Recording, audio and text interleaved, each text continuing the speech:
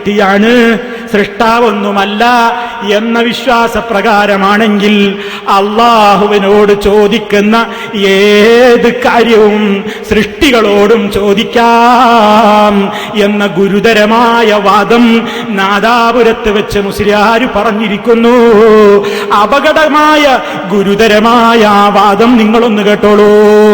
സൃഷ്ടാവ് എന്ന നിലക്ക് അള്ളാഹുവിനോട് ചോദിക്കുന്ന ചോദ്യം അതൊരു സൃഷ്ടിയോടും ചോദിക്കാൻ പറ്റില്ല. അത് ജീവിച്ചിരിക്കുന്നവരോടും ചോദിച്ചുകൂടാ, ഡോക്ടറോടും ചോദിച്ചുകൂടാ, എഞ്ചിനീയറോടും ചോദിച്ചുകൂടാ, വക്കീലിനോടും ചോദിച്ചുകൂടാ, ജഡ്ജിയോടും ചോദിച്ചുകൂടാ, രാജാവിനോടും ചോദിച്ചുകൂടാ. അള്ളാഹുവിനോട് ചോദിക്കുന്ന ചോദ്യം അത് സൃഷ്ടാവ് എന്ന നിലക്കുള്ള ചോദ്യമാണ്. അത് സൃഷ്ടാവായ റബ്ബിനോടല്ലാതെ ചോദിച്ചുകൂടാ.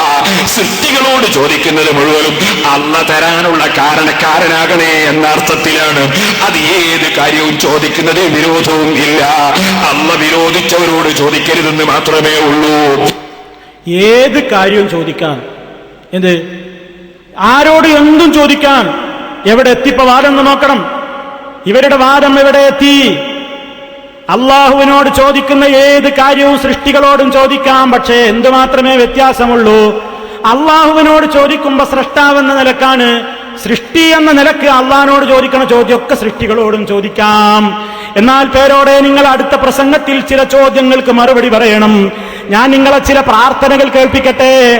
ആ പ്രാർത്ഥനകളൊക്കെ അള്ളാഹുവിനോടുള്ള പ്രാർത്ഥനയാണ്. ഉദാഹരണമായി റബ്ബനാ ആതിനാ ഫിദ്ദുനിയാ ഹസനതൻ വഫിൽ ആഖിറതി ഹസനതൻ വഖിനാ അദാബന്നാർ. അള്ളാഹുവേ, ദുനിയാവിൽ നല്ലത് തരണം, ആഖിറത്തിലും നല്ലത് തരണം, നരകശിക്ഷയിൽ നിന്ന് ഞങ്ങളെ രക്ഷപ്പെടുത്തണേ. സർവ മുസ്ലിമീങ്ങൾക്കും അറിയില്ലേ ആ ദുആ ഇസ്ലാമിലെ പ്രാർത്ഥനയല്ലേ? അത് അള്ളാഹുവിനോട് ചോദിക്കുന്ന പ്രാർത്ഥനയല്ലേ? പേരോട് മുസ്ലിയാർ പറഞ്ഞതനുസരിച്ചാണെങ്കിൽ സൃഷ്ടി എന്ന് വിശ്വസിച്ചുകൊണ്ട് നമുക്കിത് മുഹീദ്ദീൻ ശൈഖിനോടും ചോദിച്ചുകൂടെ? എങ്കിൽ ഇങ്ങനെയും പറഞ്ഞുകൂടെ? യാ മുഹീദ്ദീൻ ആതിനാ ഫിദ്ദുനിയാ ഹസനാ വഫിൽ ആഖിറതി ഹസനാ വഖിനാ അദാബന്നാർ എന്ന് മുഹീദ്ദീൻ ശൈഖിനോട് പറയാമോ? നിങ്ങൾ അടുത്ത പ്രസംഗത്തിൽ പറയണം. അതേപോലെ ഖുർആനിൽ കാണാം റബ്ബനാ ഹബ് ലനാ മിൻ അസ്വാജിനാ വദുർരിയാതിനാ ഖുർറത അയുൻ വജഅൽനാ ലിൽ മുത്തഖീന ഇമാമാ. അവിടെ റബ്ബനെ അങ്ങ് ഒഴിവാക്കിയിട്ട് യാ മുഹയ്യദ്ദീൻ ഹബ് ലനാ മിൻ അസ്വാജിനാ വദുർരിയാതിനാ ഖുർറത അയുൻ വജഅൽനാ ലിൽ മുത്തഖീന ഇമാമാ. അതേപോലെ ഖുർആനിൽ കാണാം റബ്ബനാ വലംനാ അൻഫുസനാ വഇല്ലം തഗ്ഫിർ ലനാ വതർഹംനാ ലനകൂനന്ന മിനൽ ഖാസിരീൻ. അവിടെയും റബ്ബനെ അങ്ങ് ഒഴിവാക്കിയിട്ട് യാ മുഹയ്യദ്ദീൻ ലലംനാ അൻഫുസനാ വഇല്ലം തഗ്ഫിർ ലനാ വതർഹംനാ ലനകൂനന്ന മിനൽ ഖാസിരീൻ. റബ്ബനഗ്ഫിർ ലനാ ദുനൂബനാ എന്ന് ഖുർആനിൽ കാണാം. റബ്ബനെ അങ്ങ് ഒഴിവാക്കിയിട്ട് യാ മുഹയ്യദ്ദീൻ ഇഗ്ഫിർ ലനാ ദുനൂബനാ വകഫിർ അന്നാ സയ്യിആതിനാ വതവഫനാ മഅൽ അബ്റാർ. ഇതൊക്കെ പ്രാർത്ഥിക്കാൻ പാടുണ്ടോ? മുസ്ലിയാർ അടുത്ത പ്രസംഗത്തിലൊന്ന് പറഞ്ഞാൽ വിരോധമില്ലായിരുന്നു. എന്താ പറഞ്ഞത്? സൃഷ്ടാവിനോട് ചോദിക്കുന്നതൊക്കെ സൃഷ്ടികളോടും ചോദിക്കാം. പക്ഷെ നിയ്യത്ത് മാറ്റണമെന്നേ ഉള്ളൂ. അള്ളാഹിനോട് ചോദിക്കുമ്പോ സൃഷ്ടിയല്ല, അള്ളാഹ് സൃഷ്ടാവാണ്. നേരെ മറിച്ച് ആരോട് ചോദിക്കുമ്പോഴും അതൊന്നും അള്ളയല്ല, അള്ളാഹുടെ ഒരു പടപ്പ് മാത്രമാണ്, അവർ കാരണക്കാരാണ് എന്ന നിലയ്ക്ക് ഏത് കാര്യവും ചോദിക്കാം. എത്ര അപകടകരമായ വാദമാണ് ഈ പറഞ്ഞത്. മുസ്ലിമീങ്ങളെ, ഇത് ഇസ്ലാമിന്റെ വാദമാണോ?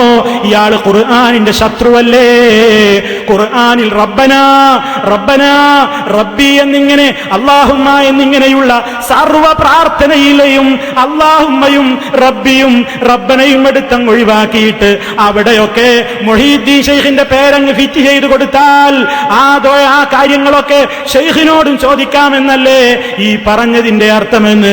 അതല്ലെങ്കിൽ നിങ്ങൾ അടുത്ത പ്രസംഗത്തിൽ ഒന്ന് വിവരിക്കണം.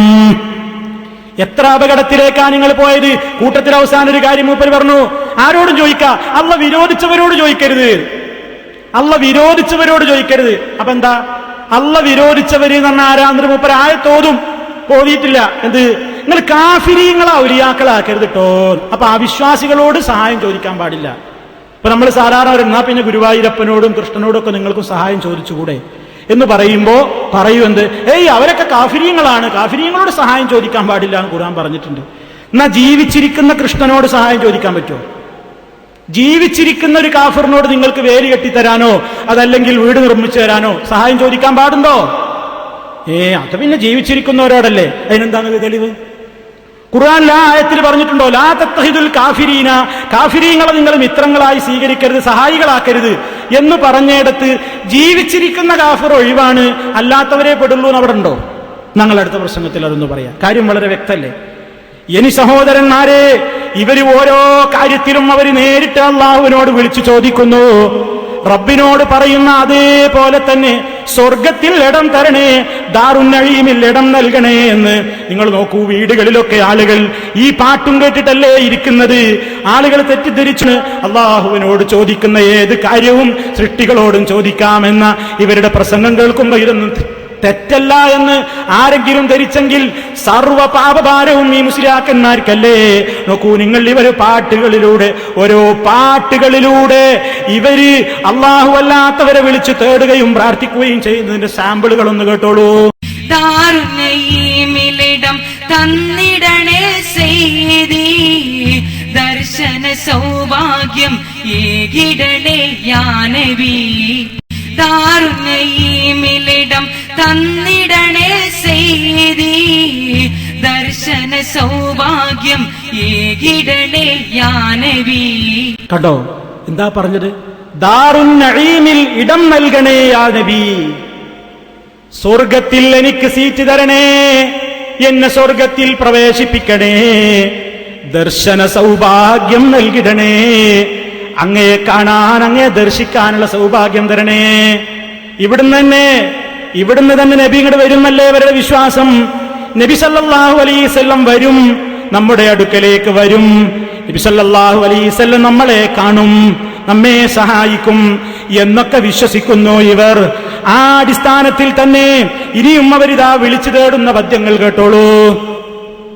വിളിച്ചു തേടുന്നിതാ ആയിരം കൽബുകൾ ഉദിച്ച് കാണുന്നിതാ, ഇസിന്റെ പൂവിതൾ വിളിച്ചു തേടുന്നിതാ ആയിരം കൽബുകൾ. ഉള്ളിലൊരു പടി ആശകളോടെ ജനങ്ങൾ വന്നെത്തി, ഇഷ്ടപ്പൂവിനെ കണ്ട് റജി ആകുന്നതറാഹത്തിൽ. ഉള്ളൊരു പടി ആശകളോടെ ജനങ്ങൾ വന്നെത്തി, ഇഷ്ടപ്പൂവിനെ കണ്ട് റജി ആകുന്നതറാഹത്തിൽ. എവിടെ വന്നെത്തി?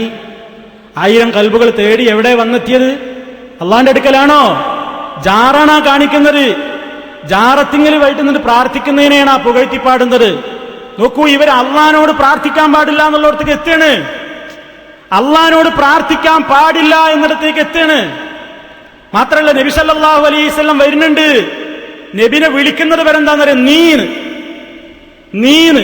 ഞാനിവിടെ ഒരിക്കൽ പ്രസംഗത്തിൽ മഹാനായ നബി സല്ലല്ലാഹു അലൈഹി വസല്ലമിനെ ഷാർജയിലെ ഒരു പ്രസംഗത്തിൽ പറയുമ്പോ അദ്ദേഹം എന്ന് പറഞ്ഞതിന് മുസ്ലിയാർ ഇവിടെ എത്ര കളിയാക്കിയെന്നറിയോ? അദ്ദേഹം നാദാപുരത്ത് വരുമ്പോ മുത്ത് മാണിക്കക്കല്ല് എന്ന് പറയും ഞാൻ നബിനെ, ഷാർജീന്നാവുമ്പോ അദ്ദേഹം എന്നാ പറയലേ. തെറ്റിദ്ധരിപ്പിക്കണേ. നോക്കണം, ഒരു പദം ആ സന്ദർഭത്തിൽ നടത്തിയെടുത്തിട്ട് മൂപ്പര് കേൾപ്പിച്ചിട്ട് പറയണ് അദ്ദേഹം എന്നാ പറയല്. അവിടുന്ന് നബിനെ ആദരവില്ലാതെ അദ്ദേഹം എന്നാ പറയാ. ഇവിടെ എത്തിയപ്പോ മുത്ത് മാണിക്കക്കല്ലേന്ന്. കാരണം എന്താ? എന്നെ പേടിച്ചിട്ടേ, പേരോടിനെ പേടിച്ചിട്ട് ഞാൻ ഇവിടെ എത്തുമ്പോ വലിയ പുകഴ്ത്തല. അവിടുന്ന് നബിനെ കൊച്ചാക്കല എനിക്ക് പണി. എന്താ എന്റെ കൊച്ചാക്കൽ വാചകം? അദ്ദേഹം. എന്നാ പിന്നെ ഈ സാധനങ്ങള് റസൂലുള്ളാഹിനെ അഭിസംബോധന ചെയ്തിട്ട് പറയുന്ന വാചകം എന്താ? നീന്ന്. നമ്മൾ പറയോ? നമ്മളെ വാപ്പാനെ വിളിക്കോ നമ്മൾ നീന്ന്? അപ്പാ നീ എന്ന് പറയോ? ബഹുമാനിച്ചിട്ടല്ലേ പറയാ?